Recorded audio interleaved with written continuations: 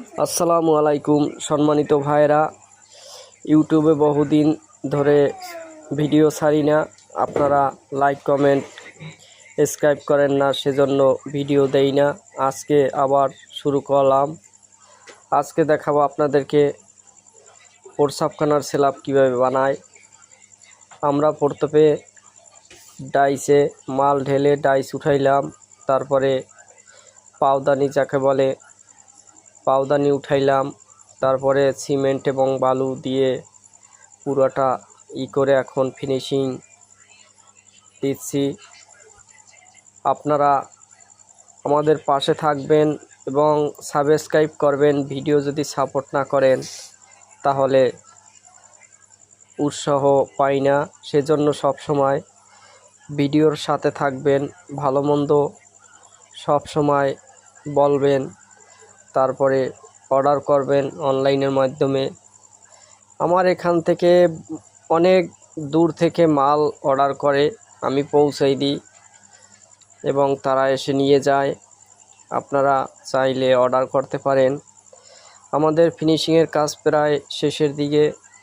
Finishing দিতে একটা still Carney এবং একটা হাত কর্নি যথেষ্ট, ছোট একটা হাত কর্নি, এটা দিয়েই ফিনিশিং করি। ফিনিশিংয়ের আরও মিস্ত্রি আছে, মিস্ত্রিরা ধান কাটতে গেছে, এখন বর্তমানে ধানের সিজন, সেজন্য লোক আসে না, সেজন্য একা একাই কাজ করতেছি। আরও ভালো ফিনিশিং মিস্ত্রি আছে। এটা আপনার ফিনিশিং প্রায় শেষ হয়ে গেছে।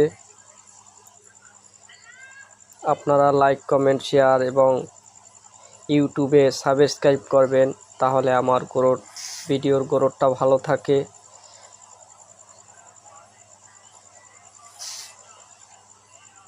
প্রস্রাবখানা অনেক কারখানায় বানায় না, আমি সবই বানাই। এখানে মনে করেন কাতলা সহ রিন সেলাপ, ভেন্টিলেটর, প্রস্রাবের সেলাপ, টয়লেটের সেলাপ এবং বড় বড় ফার্মের কাতলা, অর্ডারি কাতলা, বড় যত বড়